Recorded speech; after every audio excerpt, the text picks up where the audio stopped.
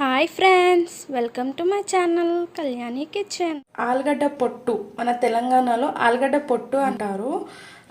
చాలా బాగుంటుంది ఫ్రెండ్స్. ఇది చపాతీ, పూరి, దోశలోకి చాలా పర్ఫెక్ట్ కాంబినేషన్ అనమాట. ఇప్పుడు మనం ఈ రెసిపీ ఎలా చేసుకోవాలో చూద్దాం. అంతకంటే ముందు మన ఛానల్లో ఎవరైనా కొత్తగా చూస్తున్నట్టయితే ప్లీజ్ సబ్స్క్రైబ్ చేసుకోండి ఫ్రెండ్స్. అలాగే లైక్ చేయండి, షేర్ చేయండి, కమెంట్ కూడా చేయండి. మీకు కనుక నేను చేసే వీడియోస్ నచ్చినట్లయితే మీ ఫ్యామిలీ మెంబర్స్కి కూడా షేర్ చేయండి. ఇప్పుడు రెసిపీలోకి వెళ్ళిపోదాం. 2 టేబుల్ స్పూన్స్ ఆయిల్ వేసాను. జీలకర్ర, ఆవాలు వేసుకోవాలి. ఇప్పుడు ఆనియన్స్ వేసుకున్నాం, పచ్చిమిర్చి, కరివేపాకు. ఆనియన్స్ మెత్తబడే వరకు ఉడికించుకోవాలి. చాలా సింపుల్ రెసిపీ ఫ్రెండ్స్. మనకి దోశకి చేసి పెట్టుకున్నామంటే 2 డేస్ వరకు అయినా ఉంటుంది ఇది నిల్వ, ఫ్రిడ్జ్లో పెట్టుకుంటే. సాల్ట్ వేసేస్తున్నాను తగినంత. దీనికి ముందుగానే ఆలు ఉడికించి పెట్టుకోవాలి ఫ్రెండ్స్. నేను ఇప్పుడు చూపించే క్వాంటిటీ వచ్చేసి 4 ఆలూస్ మీడియం సైజు.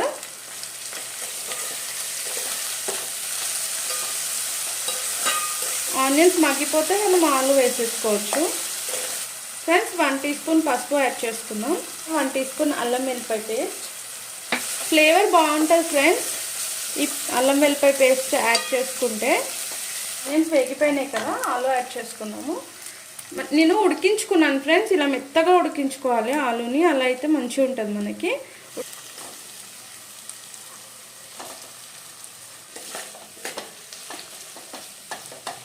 ఆలు వేసుకున్న తర్వాత ఒక 2 to 3 మినిట్స్ ఉడికించుకోవాలి. ఇప్పుడు కొద్దిగా కొత్తిమీర యాడ్ చేసుకున్నాం.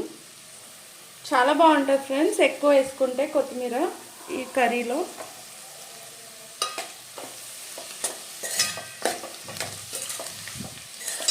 ఫ్రెండ్స్ చూడండి, మనకు ఒక 2 మినిట్స్ తర్వాత ఇలా మంచిగా మగ్గిపోతుంది ఆలు అనేది. ఆల్రెడీ ఉడికించేసుకున్నాం కదా చూసారు. అయితే దోశ కర్రీలో కూడా సేమ్ ఇదే ఉంటుంది మనకి. ఇందులో కావాలి అంటే కొద్దిగా లెమన్ జ్యూస్ కూడా యాడ్ చేసుకోవచ్చు కొద్ది చల్లారిన తర్వాత.